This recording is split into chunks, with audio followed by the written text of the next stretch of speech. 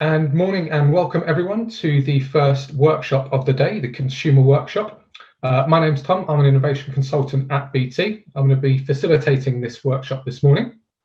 We've got a great 45-minute session lined up to talk about consumers' interactions with AI, such as passing the red face test, helpful or intrusive and creepy interactions consumers have had with companies' machine learning services, compensation in machine learning models due to the pandemic as well. So we've got a great session lined up.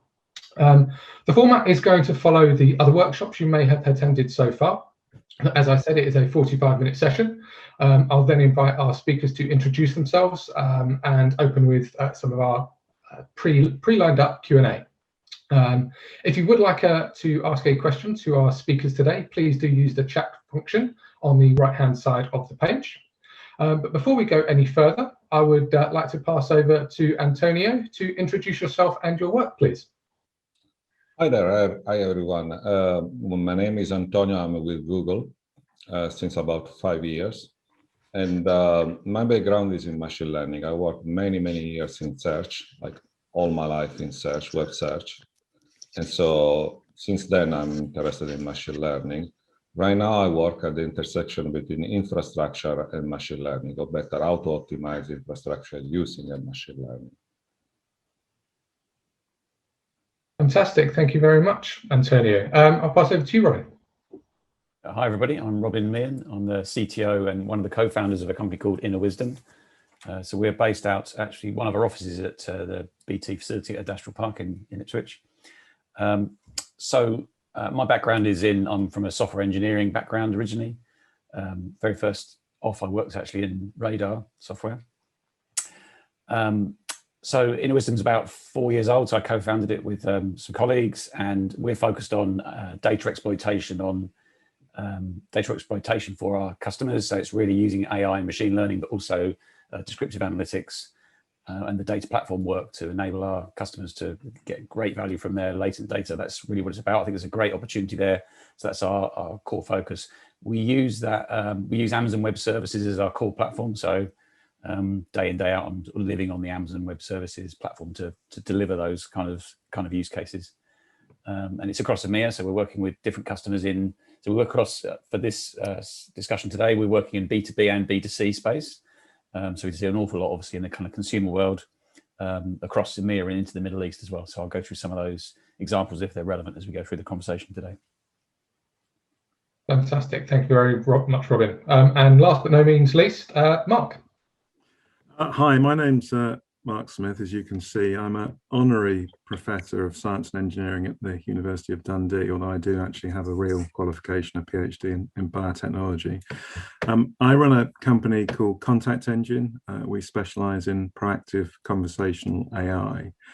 We communicate with millions of people a day all over the world in different languages for different purposes, but we begin those conversations, and our subset of AI is machine learning algorithms that take advantage of the tremendous surge of ability that natural language processing and natural language understanding has delivered in recent times. So we carry on conversations for longer and deeper than you might imagine, using machines to engage with our clients' customers. And I'm fascinated by the whole subject area. Thank you very much, Mark. And yes, thank you all for joining us for this session this morning. So I'm going to get straight into some of the pre-submitted questions. The first one I would like to ask you is, what exactly is the red face test, and why is it important to consumers? We're all going to be oversupplied, and no one's going to go first, Tom. So you have to order one of us to go first. Mark, I'll take that to you then. Damn. Red face test for me. So I'm working in a relatively, the challenge is relatively simple. So I'm in the world of sort of short form communication around singular issues. That singular issue might be the installation of a fiber connection. It might be the repair of a connection, the repair of a washing machine. It might be the completion of a loan application. Anything that's relatively simple. We begin those conversations conversations. So we might ask somebody about whether they're available on a certain day in the future, and then they will reply to us in a natural way. Now, it's the natural way that's interesting, because people will not follow instructions. So you might say, please press 1, please press 2, or reply yes, or reply no. Roughly speaking, 30–40% of people just totally ignore those instructions. I would too, actually, and you will get responses that are natural. And those responses can then be dealt with. Your machine learning algorithms can understand those responses and go back with sensible replies. Now, the challenge, the red face test, is how far you take that. So it is not stated that what's happening is machine-based conversation, but there is a point at which it might be important to do so. So we're not making decisions that are life-changing for people. So if we're making sure that somebody's washing machine is repaired and we're asking them to describe the problem they've got, this is not quite the same as a brain surgery or driving a car or flying a drone. But nevertheless, you have to have a sort of an ethical view on what it is you do, because you are using machines that are conversing with people in human-like ways and different ways. And therefore, you have to be able to explain that. You have to justify what you do for a benefit to your end customer, your client's customer. So the red face test for me is a work in progress, as it probably is for all of us. But the moment that you step into creepy or spooky, I mean, for instance, with a chatbot or on a website, I always ask, my first question is always, are you a machine or a human? Now, what is giving me the answer? And what's the truth of what it then says? That's the red face test. At what point do you reveal your hand? Well, if I can chime in, I totally agree with Mark that this is two things I want to highlight. One is this is a work in progress, but there is a very clear need of it because of the rapid progress we made in the last 3–4 years, and possibly even the last 1 year. We are at the point where this type of tests are sensible, because you need to differentiate between an answer given from a machine and an answer given from a human. And I also like to highlight what you said on this is a work in progress. There is, personally, I believe that this is a very exciting moment, because it's kind of a renaissance.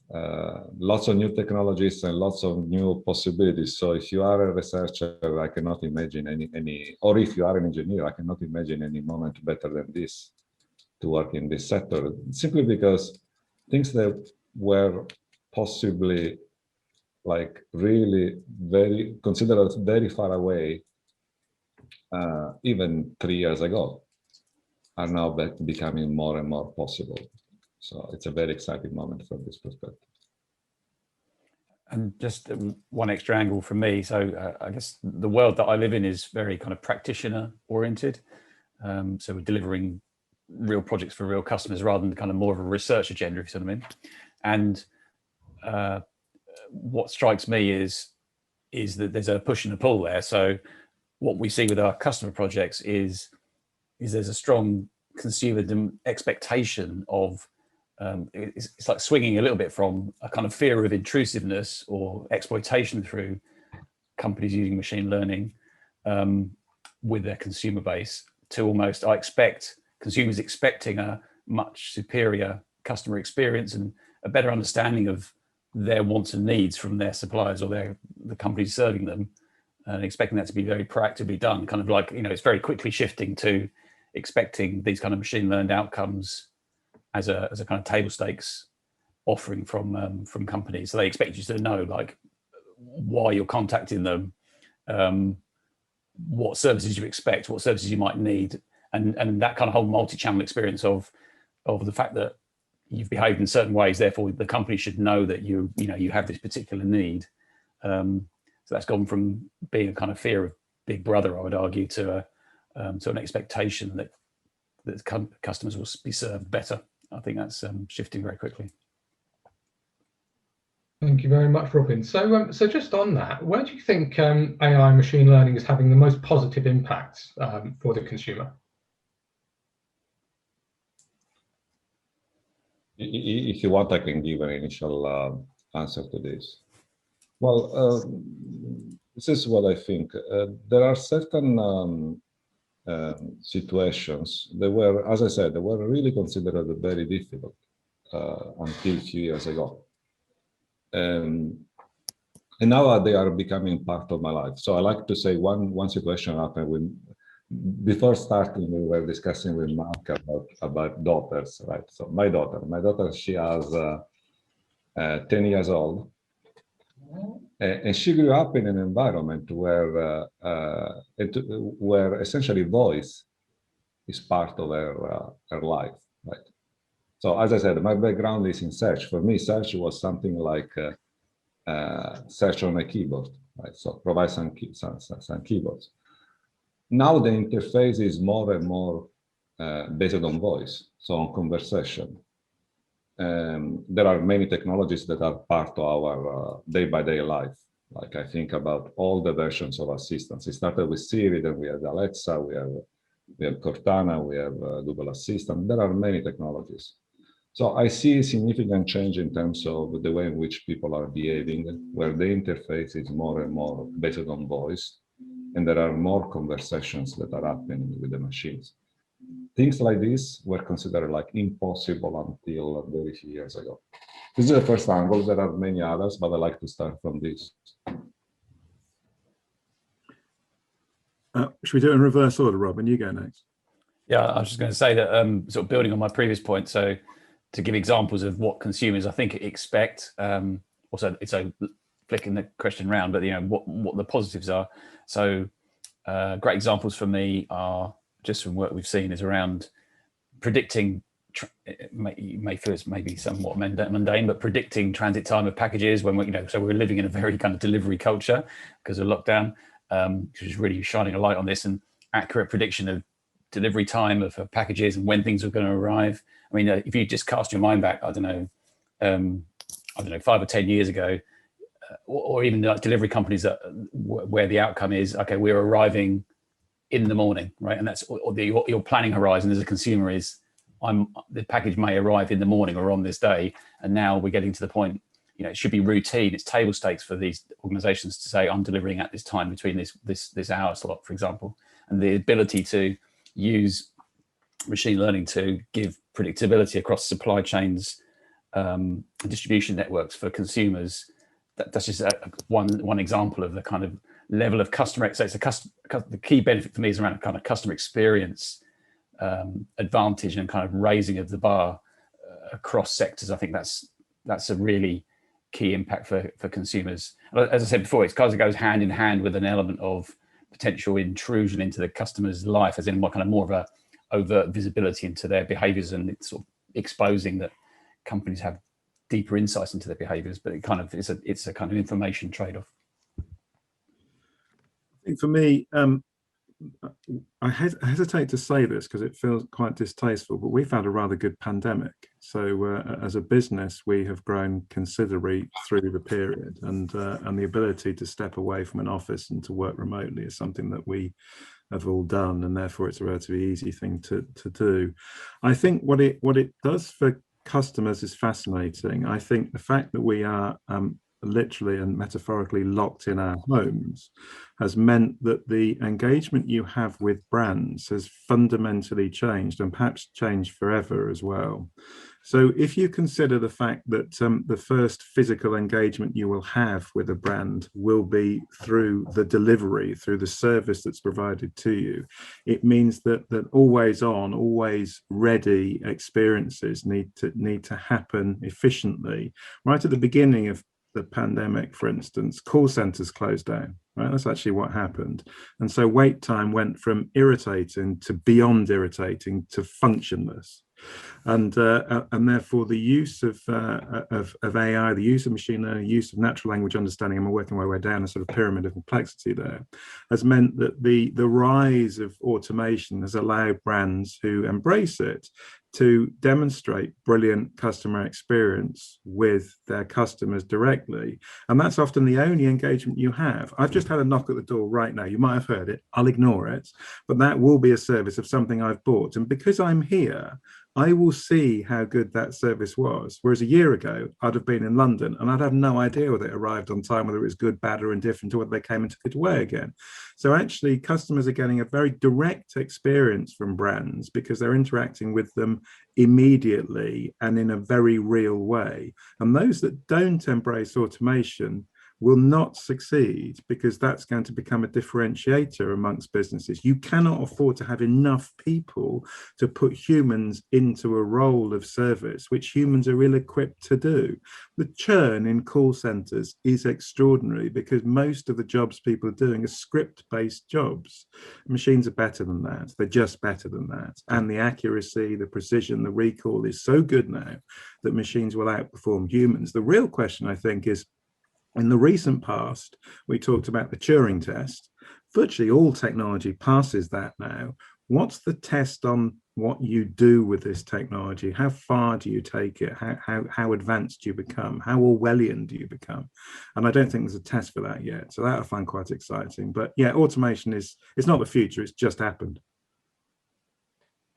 Fantastic, thank you very much.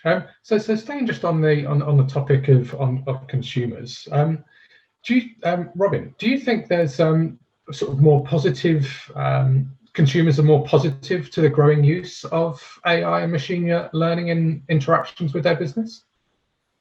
Absolutely. I think, you could argue that there's a kind of generational aspect to it, but I'm not even sure that's true anymore.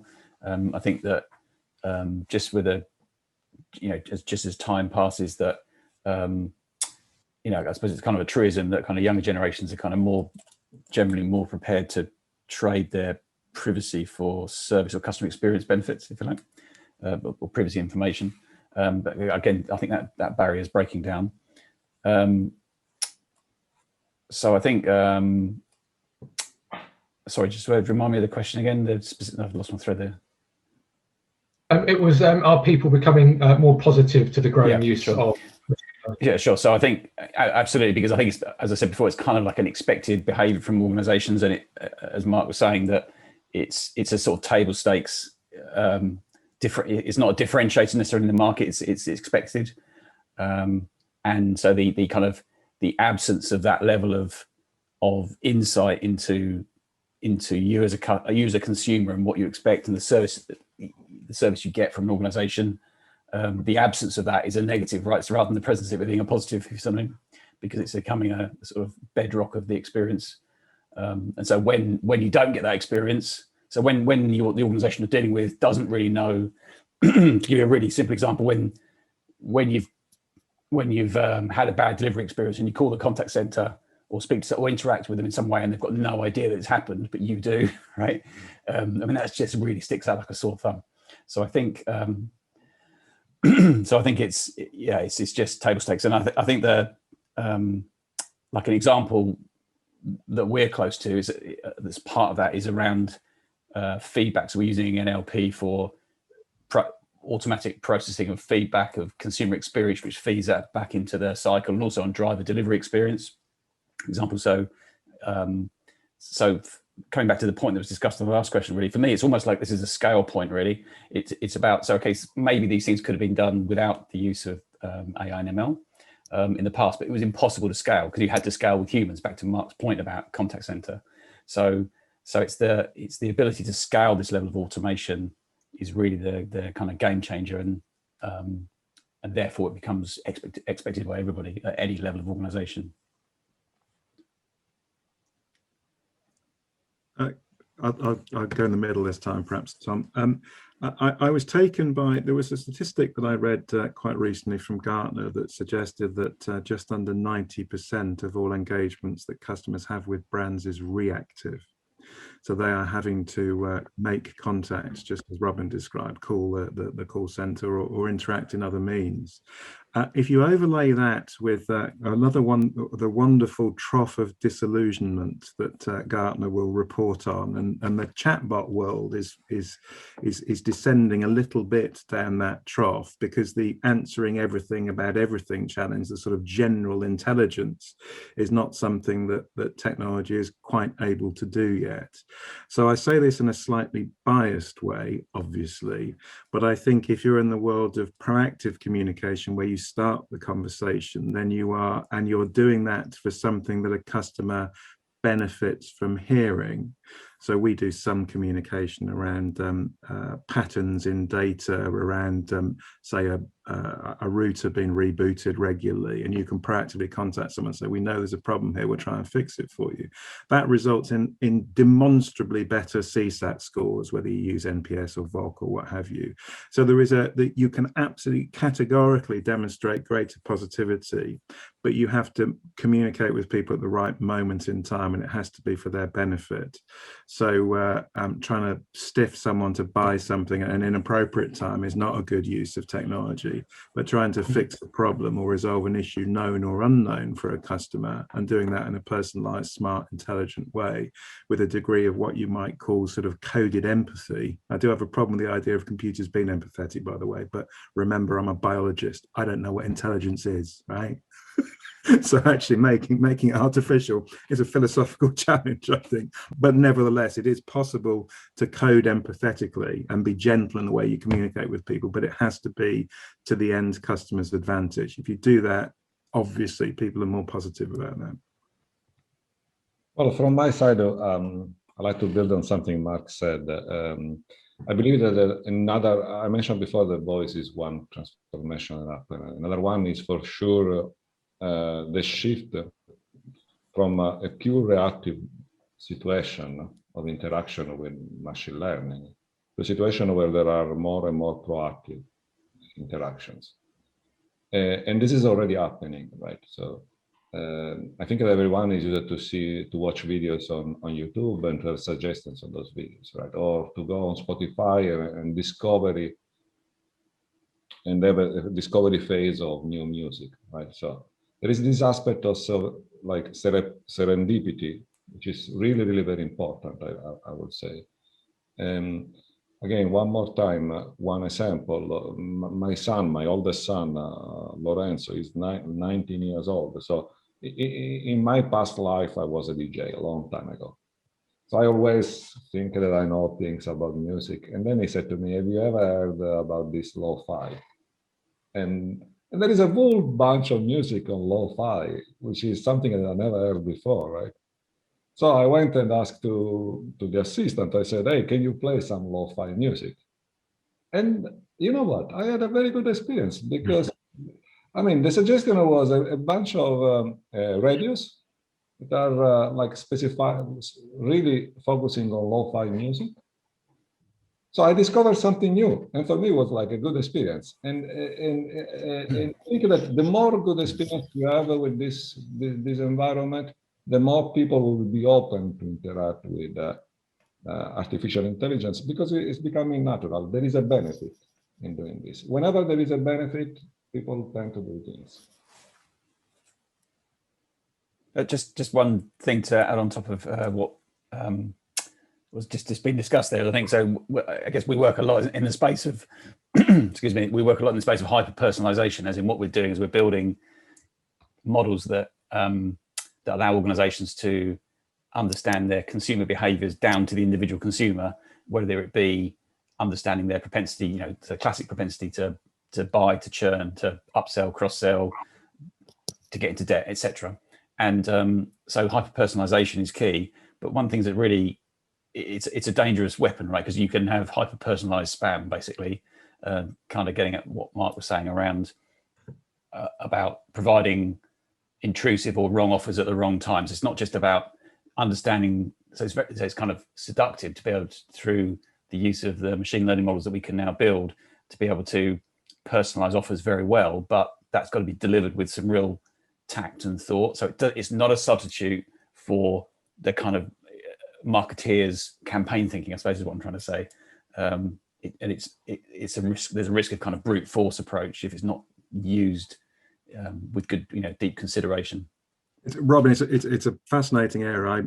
I often talk about persona text-based communication versus person-based communication, and the technology is there now. It's available for us to personalize to the nth degree, to communicate with Mark as Mark, not as a certain type of person, a certain type of persona. But our own sort of internalization of a red-faced test means there are certain things we see and we think, I wonder if that would work, and then you row back from. I'll give you a very specific example. So we start a conversation I've described, a relatively simple short form piece of communication, often asking a singular question, and roughly speaking, a third, 40% of people respond in a natural language way. Now, actually, you can infer an enormous amount from the words that people use back to you, right? These might be spoken or written, but you can make judgments on those people. You can make judgments of intelligence on those people. You could make judgments on their sort of likely socioeconomic bracket. And in a sales context, the notion of mirroring is something that people are sort of trained to do. So if you're talking to somebody and you want to gain a rapport with them, then you affect the way that you respond to them based on the way that they are talking to you. I remember years ago when one of my good friends at university was a Glaswegian, and I liked the fella, and I discovered I was starting to speak with a slight Scottish accent when I was with it. How weird is that? You sort of notice you're doing this, but it's a sort of empathy thing. Now, in a technology sense, should you do that? Should you begin by a formal message going to someone, an informal response comes back, and then you carry on the conversation in an informal way? You could. Should you? I suspect not. But then you look at languages. So one of the projects we do in the States, we communicate with people in American English and Spanish, and we start in English because we're told someone that's their first language. If people respond to us in Spanish, we go back in Spanish saying, would you like to carry on this conversation in Spanish? If they say, sí, I'm not very good at Spanish. Antonio speaks 5 languages. I barely speak 1. But if they respond yes in Spanish, then we carry on that conversation in Spanish. Now, that's a good thing to do. I'm back to the red face test. That's a nice, clever, smart thing to do. And to remember that when you next have a conversation with that person, to begin it in Spanish. But should you start to take these more Orwellian steps towards mirroring? No, I suspect. But some do.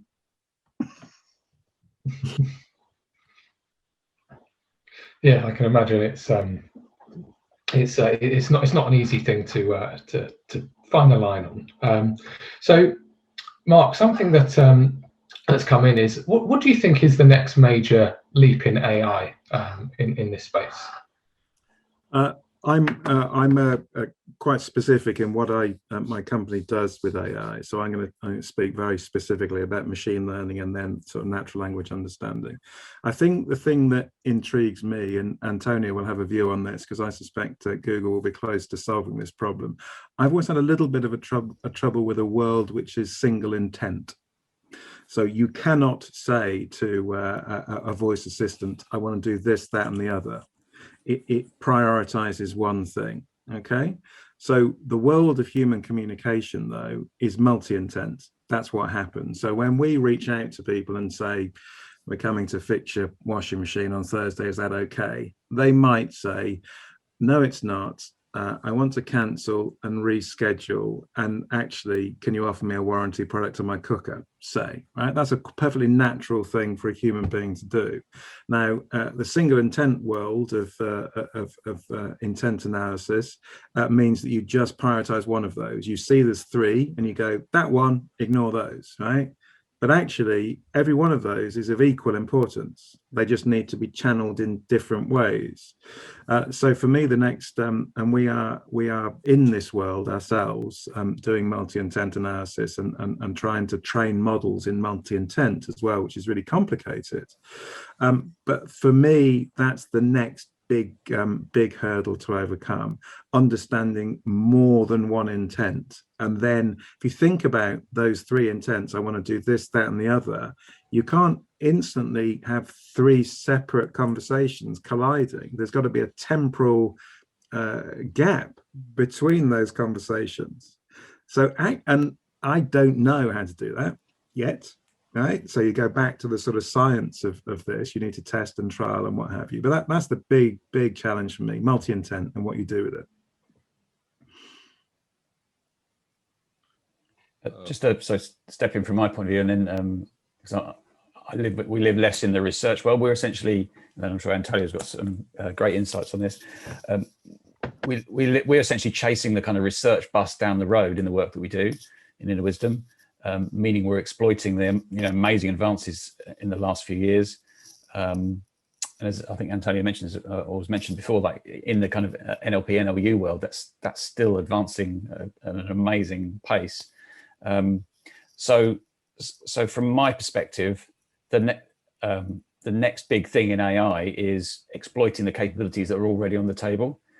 I mean, as in there's an amazing amount of organizations aren't really leveraging the capabilities of AI and ML because the research and also the kind of compute and cloud platform capabilities, as I mentioned, we're using Amazon Web Services, it allows us to drive that forward at pace. It's just changed so rapidly that organizations have a lot of kind of latent value that they're not really exploiting, and so there's a kind of backlog of work to get through. I would say in lots of companies, especially kind of the older ones rather than startups, if you like. And then a real fundamental barrier to that. So this is kind of getting back to quite sort of basic stuff, but the real fundamental barrier to that is just data, right? So machine learning without the data is pretty disappointing, and so the ability to collect, curate the various data sources that you need to then combine, so you haven't just got like one data source, but the power comes from the kind of combination, like the kind of multiplicative effect.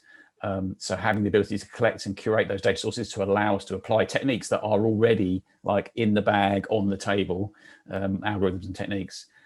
That for me is the kind of next big thing. So it's kind of like the mass rollout of the AI and ML advances of the last few years is for me, and in some ways, the next big thing. And there's a lot of heavy lifting to do. It's kind of analogous to me to the journey to cloud, really. Although we're totally used to cloud computing in kind of percentage terms of the world's workloads, we're still very early in the process, really, in kind of percentage terms of numbers of servers, if you like. And I think this kind of same argument can be applied. Well, from my side, I like to mention three different things, or even one, because these three different things are summarized by one single thing. We already said that proactive is already happening, and we have very good examples of serendipity. So this is the first thing that I mentioned. I expect to see this more and more happening. We see this in specific sectors, but I see this like as a general expected type of behavior for interacting with artificial intelligence. This is one. I like very much the point you made, Mark, on multi-intent, because this is how humans are interacting. We are seeing some initial steps in this direction. Requires more data, more sophisticated methodologies, but I don't think this is is considered at this point like an impossible problem. It's something that is close to happen, I would say. In another thing, the third thing that I would say that I will mention is so far we have seen domain-specific application for machine learning. And with this, I mean the following. Either is voice, or is image, or is video, right? I do expect to see more and more multimodal interactions. If you see what is happening during this call right now, we're speaking one language, but we also pay attention to the body language, right? So what is going through the video. And of course, this is already a limited interaction because we are in different places. We are not in the same physical place. There are many benefits of this, of not being in a physical place, because we have a more flexible life, but I'm not going in this direction. What I'm saying is that I do expect to have interaction with machine learning. This is based more and more on multimodal interaction. So voice together with video, together with images, like as we are experiencing the world. So these are the 3 points that I will mention. And I said that I will summarize this in one single word, it's a bit technical, a bit more technical, but essentially the dramatic change we saw in machine learning in the last 3 years is that we see more and more end-to-end systems. So systems that are working from the very beginning to the very end with machine learning. And there are no other rules or interaction in the system in the middle. And I think that these 3 points I was mentioning before can be addressed with end-to-end interaction. The organization I belong, Office of the CTO in Google, we talk frequently with customers about this type of discussions.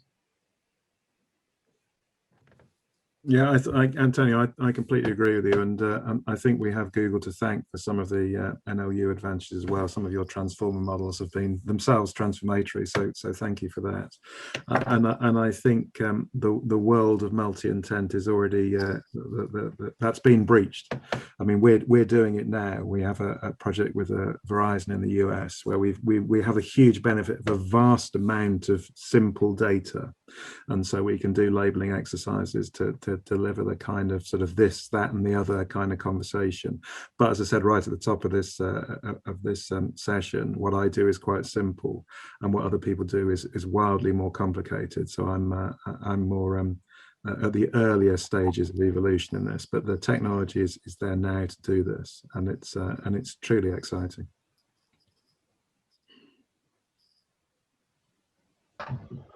Thank you. So obviously, Mark, you mentioned earlier about the pandemic shaping an awful lot of the work that you're doing. It's helping your business grow.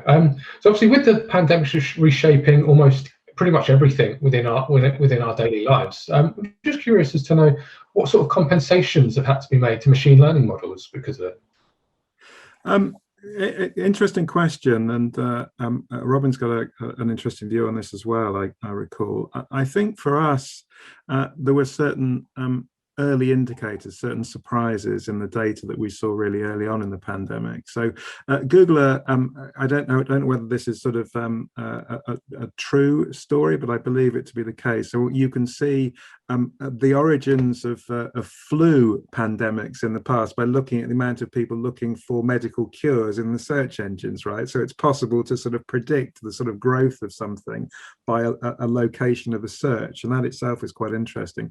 What happened for us was really very practical. So we went from doing a lot of work that meant that we were brokering conversations around people gaining entry to somebody's home, the fix the washing machine, the install the fiber connection, whatever else it may be, and suddenly they couldn't do that anymore. And we saw that in the data. We saw a surge in cancellations. We saw our own clients getting nervous about putting their own people at risk by going into homes, and what we saw was very quick, really quick. This is sort of February, March time last year. And we had the advantage, because what we do is relatively simple, of being able to change journey conversations with our clients, customers, towards remote fixes. In the first few months, literally, the technician is outside, the box of tricks is at your doorstep, please take it in your house, and they will use other technologies like Texi and whatever other video peer-to-peer you want to use to actually tell someone what to do with the thing that's just been delivered. So the customer becomes the proxy technician supported by a technician outside. So it was evidence in data, and then swift change, which is very easy to do in a SaaS world, and then an empathy towards communication. So asking people if they're feeling okay, and if their answer is no, they're not, don't just ignore them. say something kind back. So this gets in the world of machines being empathetic, but apologies, I say it can't be done. It's being done. Oh yeah, from my point of view, so we work across lots of different customers in different sectors. So we've seen the impact of the pandemic on different customers and their types of business. And for some sectors, it's been disastrous for them, and others have had a real win, right? So it's been very interesting to watch.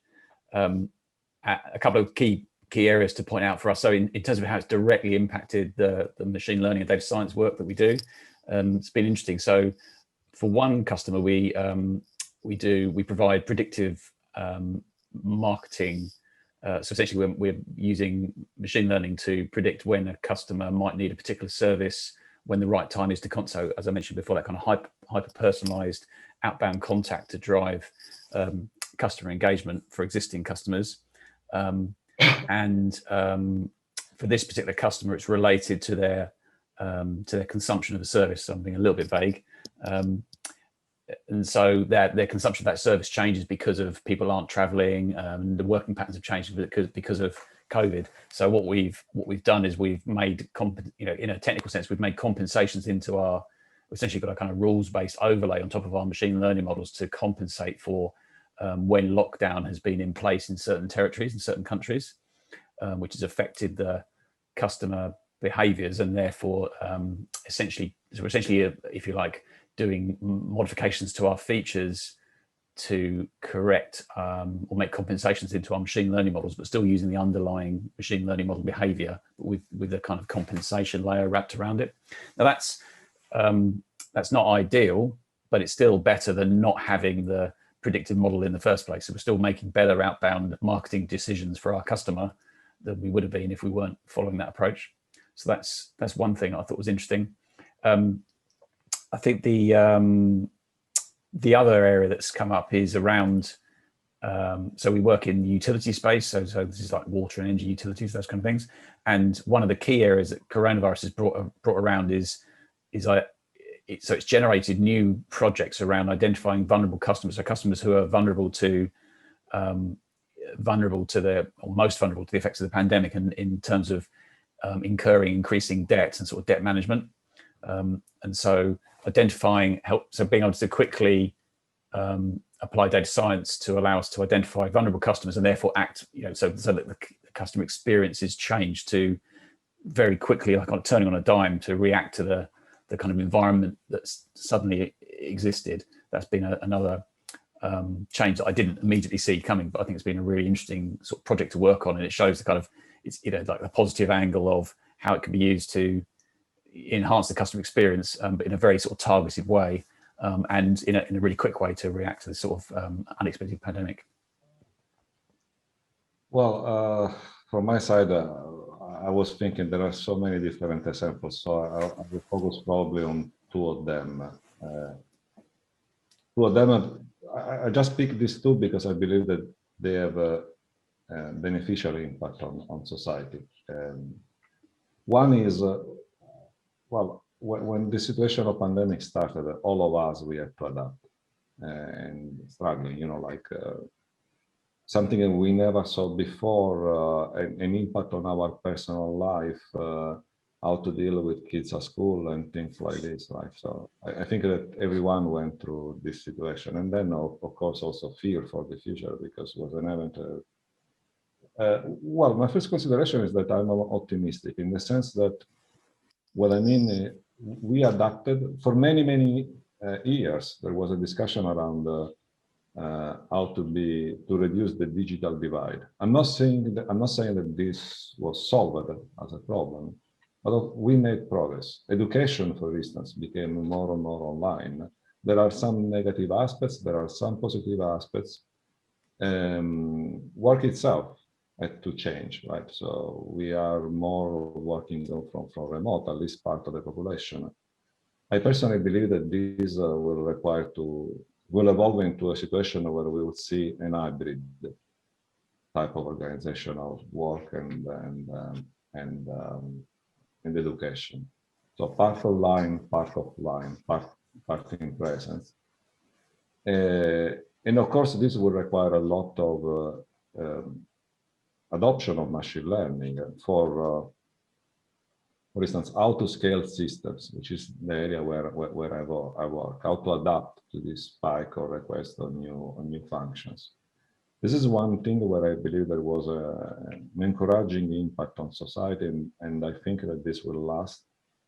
And the second one that I want to mention is that I see that there is a lot of attention, renovated attention, and again, an encouraging signal for everything has to do with wellness, health, and how machine learning can help from this perspective, to the extreme point we worked on this application that are helping with tracking cases of COVID, for instance, like exposure notification and type of applications that are based on contact tracing technologies. Well, these applications that are using machine learning models for predicting, in reality, they were saving life. So there is a clear correlation between the adoption of this and how this can help to save life. So even if we are struggling still and trying to adapt as humans, as single person, as single people, I believe that there is more attention to what type of technologies can help and have a positive impact on society. And this is something that made me optimistic about the future. Fantastic. Thank you very much, Antonio. Unfortunately, that's all the time we've got left. I'm sorry we didn't get a chance to answer all of the questions that came in. I have been seeing that some of the questions have been answered in the last couple of minutes. I just want to say a massive thank you to you for your time this morning. I think it was a very fascinating session. I hope the people that joined us thought that as well. I think we had some great questions answered and a real insight into AI in the consumer space and what's going to happen in the future. So again, thank you very much for your time. Thank you to everyone who joined. I hope you enjoy the rest of the festival. Thank you very much.